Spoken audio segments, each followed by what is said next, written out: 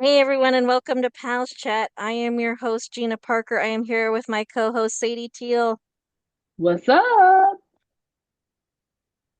Sadie Teal, what have you been watching this week? We've been rewatching Twin Peaks: The Return because I'm saying me and my husband, we listened to this podcast called Blank Check, where they do these like huge deep dives on different directors who have had, a blank check to make the passion projects they want. And like re-listening to or listening to that podcast about the Twin Peaks show made us want to rewatch The Return, and I'm so glad we are because that show is incredible. It astounds me that David Lynch got that on the air. We just finished episode 8, which is like the famous, that's where they have you ever seen it? Oh yeah, I love Twin Peaks. Okay, awesome. Yeah, so we just got done with episode 8, which is like the atomic bomb, super experimental, can't believe it was on TV episode. And yeah, we're loving it. I love David Lynch just in general, the Hmm. swings he takes. It's amazing. I mean, he's a visual genius. His visual art is incredible. And I like that everything seems to come from, he's obsessed with the transcendental meditation, and he has like such a love for the collective consciousness, and I can't even put into words the feelings that I feel when I watch his stuff, which I think he'd be okay with, because anytime anybody ever asks him to elaborate on anything, he's like, no, figure it out. I remember the season one finale of Twin Peaks and watching Mm. it and just having the conscious thought, like, I love everything that's happening. I Amazing. love everything that's happening right now. It's just so, like, you just love when people do that kind of stuff. Yeah, take a swing and like to do something unique like that on broadcast television. Like the return was on Showtime. You could get away with more like experimental stuff, but I am shocked about what he was able to get on TV in the 90s. People did sour on it on the second season, but the fact that he like captured the zeitgeist for that first season is amazing. Hmm. But yeah, what have you been watching? I've been watching a show, and I don't think it's for you necessarily, but it is for some people because it's called Laid, and it's a Mm, remake of an Australian show.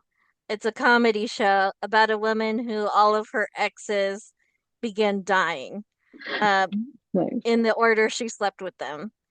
And so Awesome. some of it's like it's a brain tumor, it's sepsis, it's like you get hit by a fly ball, it's All random, insane ways of dying.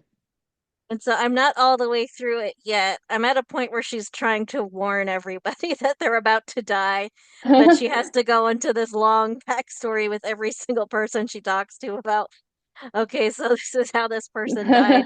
And I really enjoy it. It's That's fun. awesome. That almost feels like a metaphor for like breaking it to your exes, like, hey, you might want to get tested. That sounds really funny. It stars Stephanie Sue from Everything Everywhere All at Once, and Nice. it's on Peacock for anyone who wants to watch it. Awesome. And this is also, I'm going to bring up one more thing that I've been consuming. This one is going to make me sound insane, but TikTok turned me on to this podcast called The Telepathy Tapes. Have you heard of this? No. It's turning me fully insane where I believe in telepathy now. All right, so we're going to be talking about October 3rd, 1984, October 24th, 25th, 26th, and 29th. So we'll have a little pocket where the stories are all connected. I mean, well, it's like multiple days in a row, so we can kind of see where things are going. Hmm. Brooke and Tom have broken up, understandably, because he never believed her when she was assaulted by so many Yeah. men. Good for you, Brooke. Get out of But there.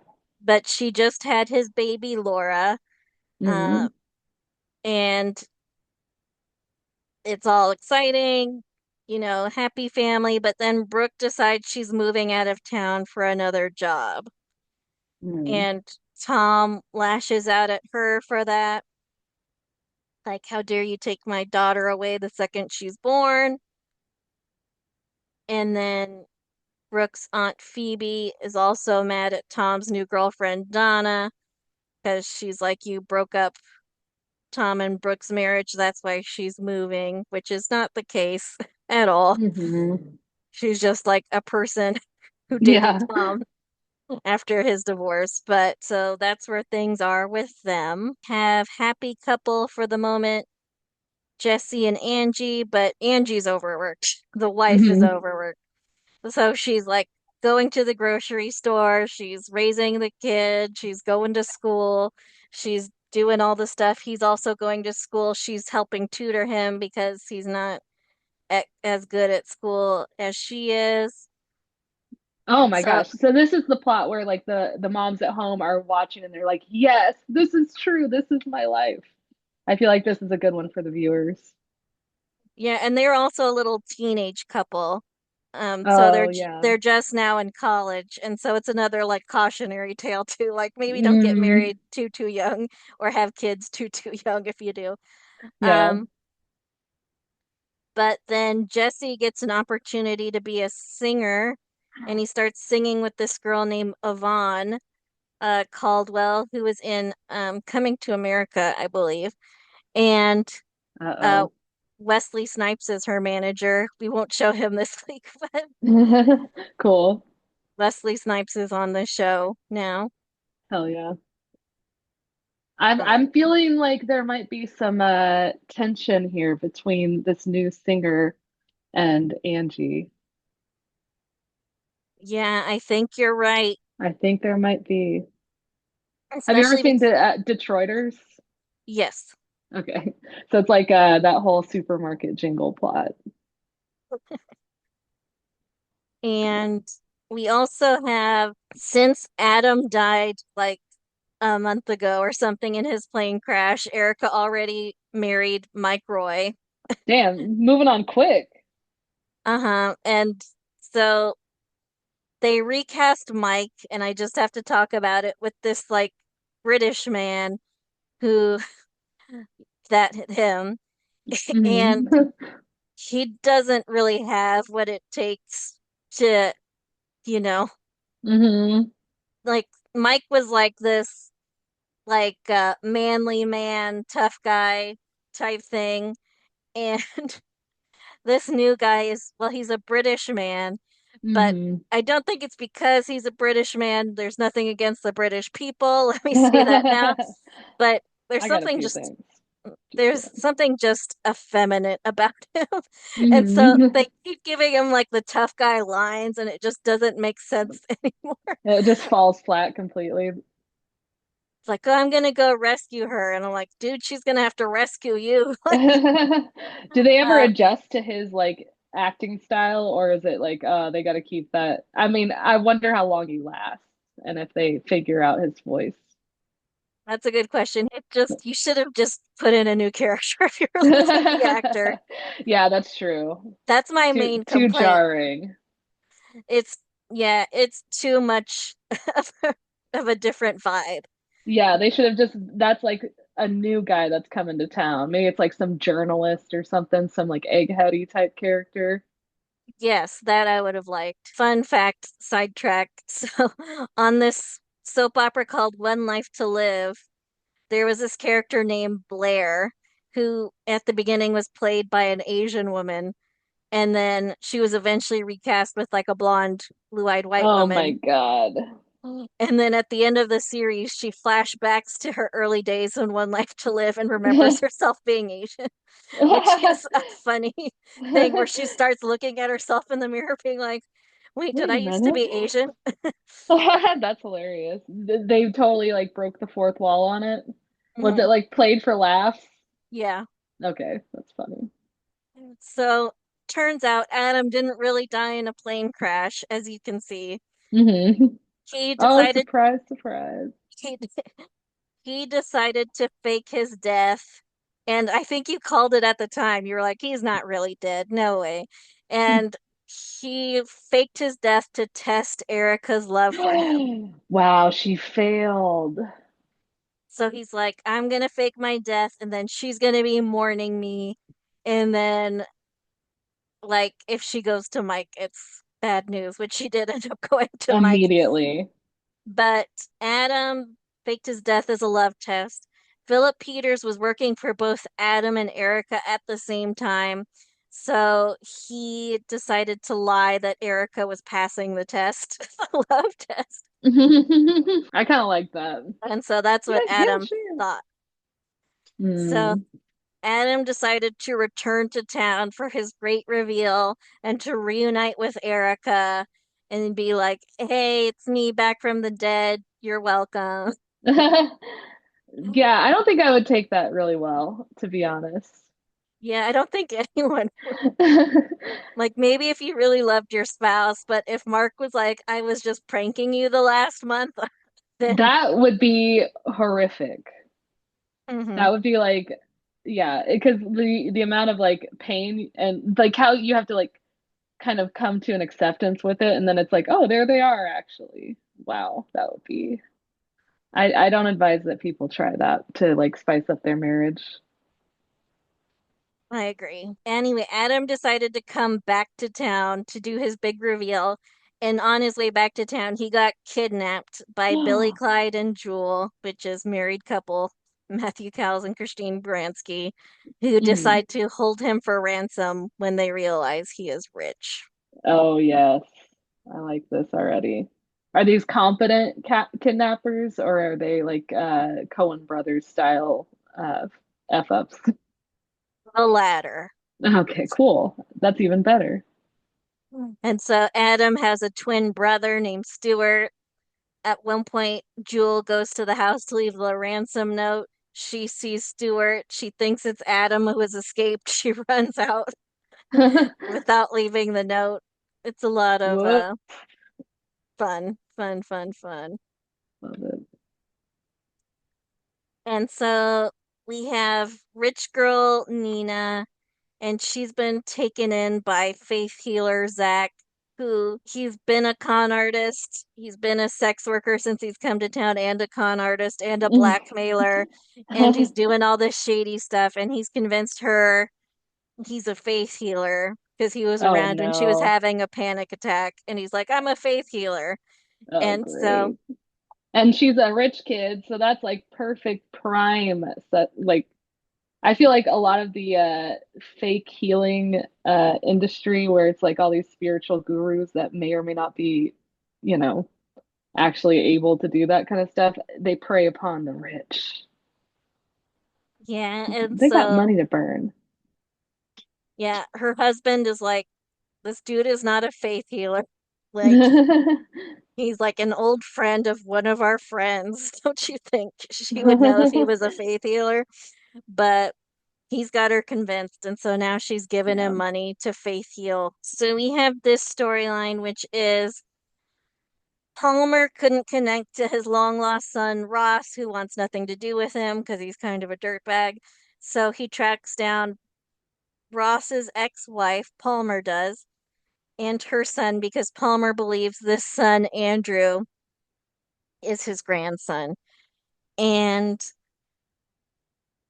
he's not. Cynthia and Andrew both know that he's not. They've been conning him for a few weeks, trying to get money and possessions and a place to live because they used to be very rich, but they lived outside their means and their money is running out.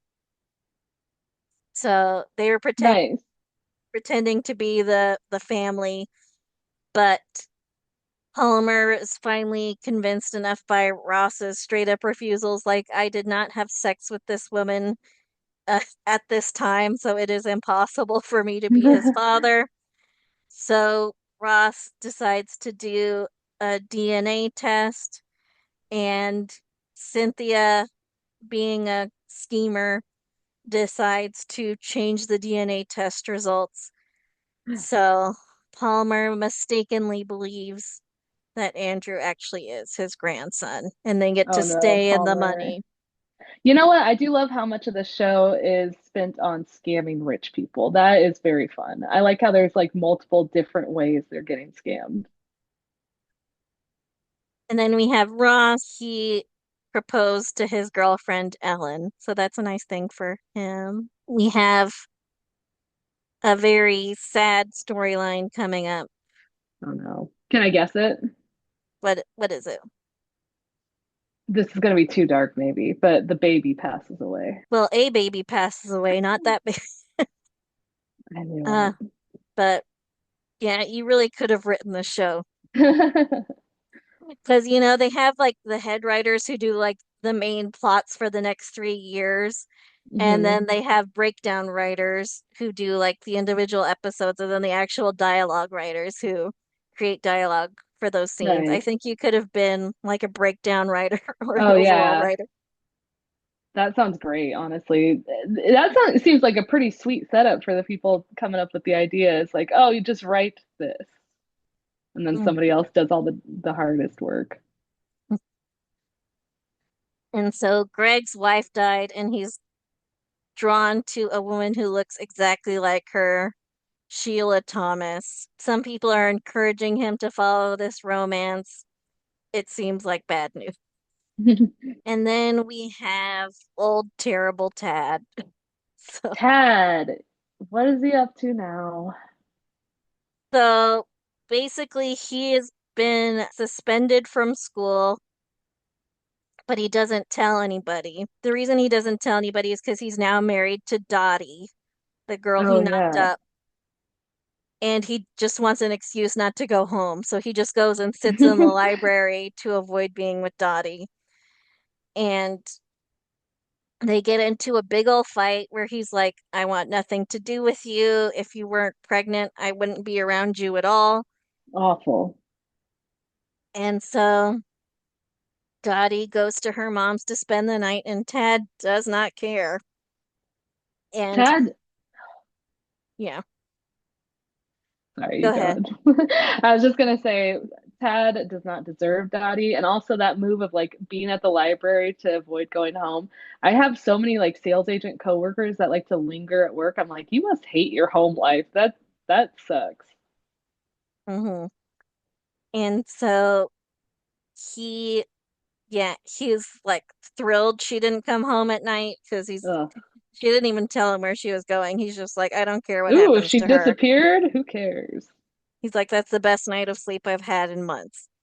Yeah. And it's been like a month since they got married. And so he hates her. His parents are like, she could be dead. You need to go look for her. Yeah. And it turns out that her baby is dying. Because she's suffering a miscarriage at her mom's house. And her mom's like, we need to go to the hospital. That's them. Hmm. And Dottie's like, okay, we can go to a hospital, but it has to be in a hospital outside of town because I don't want Tad to find out if I miscarried because then he'll divorce me. Wow, she's still holding a candle for Tad. She still wants him to love her. That's so sad. Yeah. And so her Golly. mom finally agrees because she's worried her daughter might die or something. Hmm. So she drives her out of town to go to a hospital where they'll try and save the baby. Spoiler alert, they don't.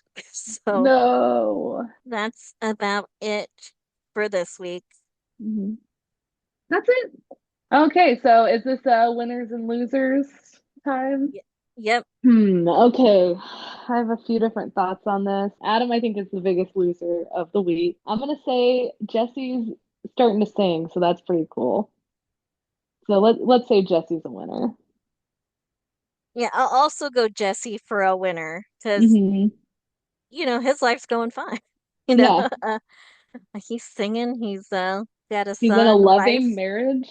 Yeah, his stuff's going great. So I agree with Jesse as the winner. For loser, I'm going Dottie, both for losing a child, but also the the mistaken love for Tad through all of Yeah, this. foolish, foolish. Like, girl. Come on. There's got to be a good redemption plot coming for not redemption, but so she's Dottie's got to do well at some point. The audience needs to see her win once. I hope so. I don't, that's a question I don't know the answer to at this point. We'll find So out. we'll see. We'll see. Anyway, thank you so much, Sadie Teal. Yeah, Uh, thanks for having me.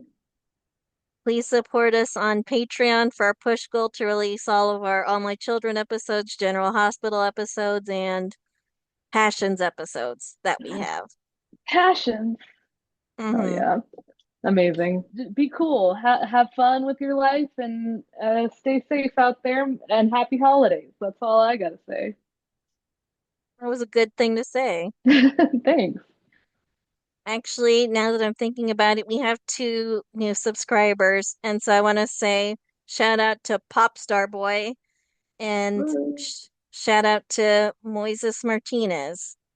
So, Moises, Popstar Boy. I like Popstar Boy. That sounds fun. so thank you for subscribing. Thank All, you. all right. Well, Well, bye. bye. Okay, bye. Thank you for listening. Our theme song is Wouldn't It Be Nice by Sound Mirage featuring Lady Rand. Please rate and review, download, subscribe, all the things. And you can email us at amcrewatch@gmail.com. Thanks. Talk to you next week.